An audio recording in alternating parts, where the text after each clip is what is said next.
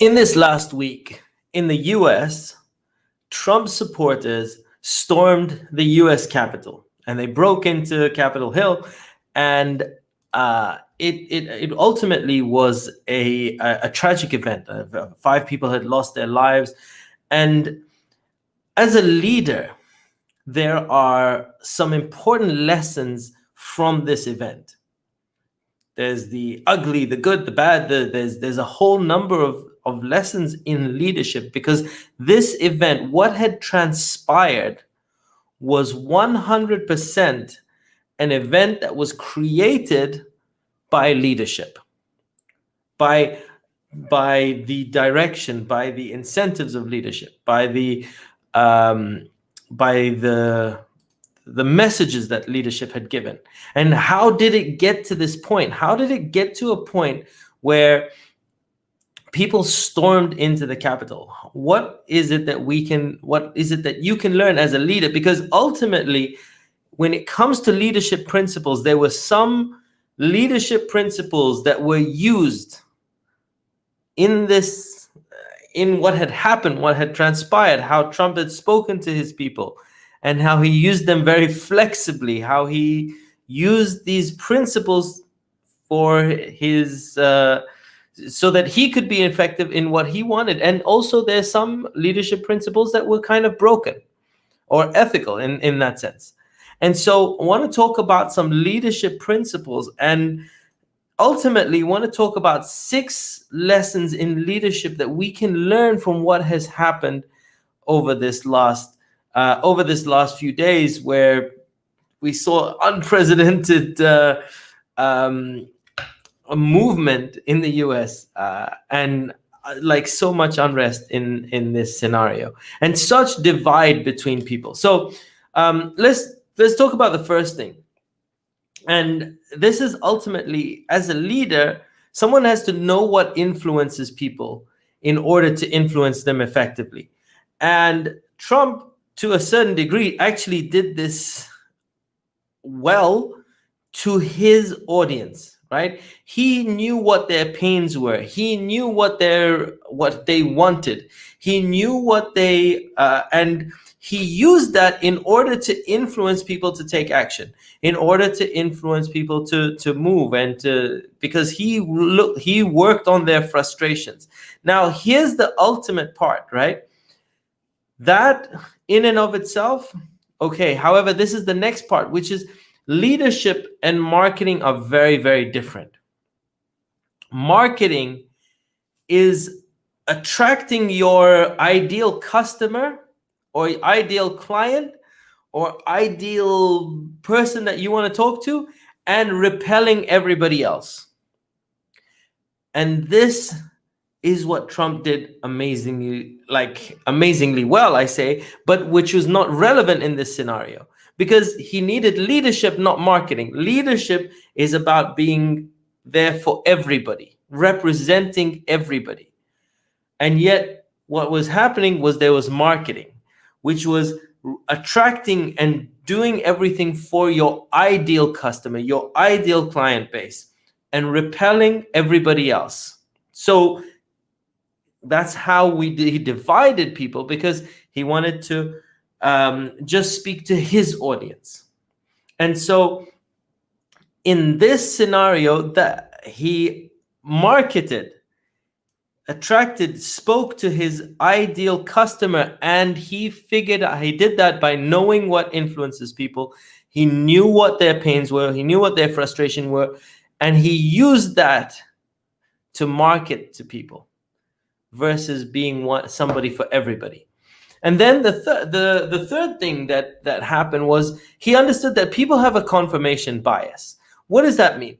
We all have a confirmation bias to a certain degree. And like, if you've ever watched a sport, like a sport, right? And it's your favorite team playing. You're watching your favorite team play, and then the referee calls a foul. You disagree with the foul because it's your favorite team that is being called upon, right? Like the other team, everybody that's supporting the other team, they all agree with it. What's happened there? We believe what we want to believe, which serves us. So we have a confirmation bias. We all have it. And so Trump understood this. People have a confirmation bias and used that to his advantage. Eddie, what's up, man? How you doing, buddy? Always great to see you. I love what you're doing online as well. It's really awesome to see you. So happy New Year to you, and congrats on all the things that you're doing as well with your audience. So, all right. So that was number 3. People have a confirmation bias. They want to believe what serves them, and so you can use that. Like Trump used that to his advantage by saying, "Look, vote has been stolen," right? And so people will believe what is going to serve them, and we do it. We all do it. So that was number 3. Number 4 is understanding that leadership is a responsibility, and this is where this is so important. Leadership is a responsibility to everybody that you're leading, not just to your target market, not just to your audience, not just to the people that really support you or that really appreciate you. When you lead, you can't have favorites. If you're a parent, you can't just it's not really nice to all the kids just saying, you know what, I'm going to just focus on you, forget everybody else. I hate all of you guys. I'm only gonna raise one kid, right? Like you have to you might have different frustrations with different people, but as a parent, you can't just tell everyone else, look, I hate all of you guys. I'm only going to focus on this one person here, right?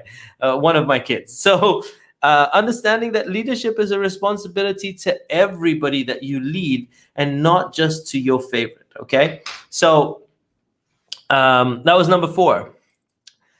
Thanks, brother. I'm enjoying your journey too, man. Thank you. Thanks for tuning in, brother. All right, cool. So that's number 4. Leadership is a responsibility. And then number 5, you got to appreciate when you lead that some people will underdeliver when you ask people to do things. Like if you have a company, you ask 10 people to do stuff. Some people won't do as much. Some people will do what you ask them to do. Some people will do the bare minimum. Some people will over-deliver. And we saw that in this scenario. I mean, Trump asked his people to just protest.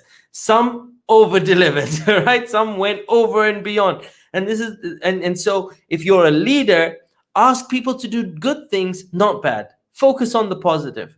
It is your responsibility to ask people to do positive things, to be the best version of themselves.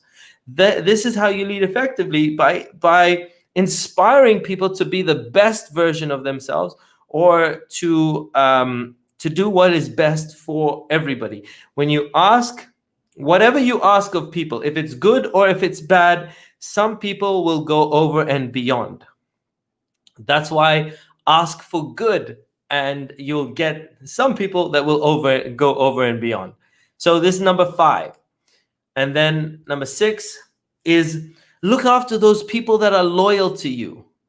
Look after those people that are loyal to you. There's some people that are going to be very loyal to you. I mean, and those people that are loyal to you will stay loyal to you as long as you're looking after them. They will do anything for you. However, if you take somebody that was extremely, extremely loyal to you, and then you betray them at the last minute, and they were one of the hardest workers, they can become a very big enemy for you. And we're seeing that right now with Trump and his vice president, Mike Pence, who Pence was in the middle of this whole thing and now is being left out to dry. And now Pence is looking at whether he should help in the impeachment of Trump or not. Anyhow, but what happens is you take somebody, if you are so connected to somebody, they are loyal to you. If you seriously betray them and then you go out of your way to make it a big deal, they don't just leave quietly. Some people will just actually turn against you and become an enemy. So look after those people that are loyal to you.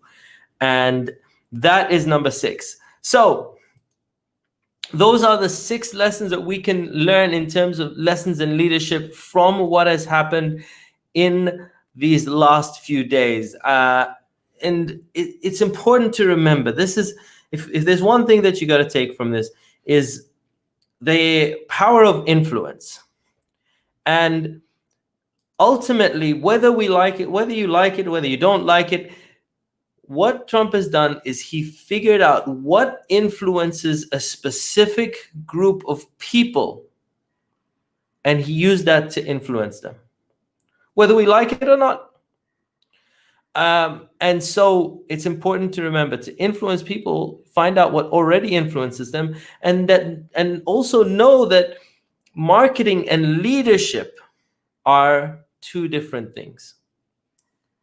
Lead is doing something for everyone. Marketing is about attracting your target audience and repelling everybody else. And Trump has done some marketing in this sense and repelled a lot of his audience when he should have been leading. So he's done some parts of leadership well in terms of influencing people by understanding what already influences them, and then broken some principles of leadership. So, hi, Marika. Great to see you. Always a pleasure. Thanks for tuning in. Other than that, I want to thank you guys for tuning in. I appreciate everyone, and I will see you on another episode real soon. Peace out. One love, and I will see you on another episode real soon. Bye for now.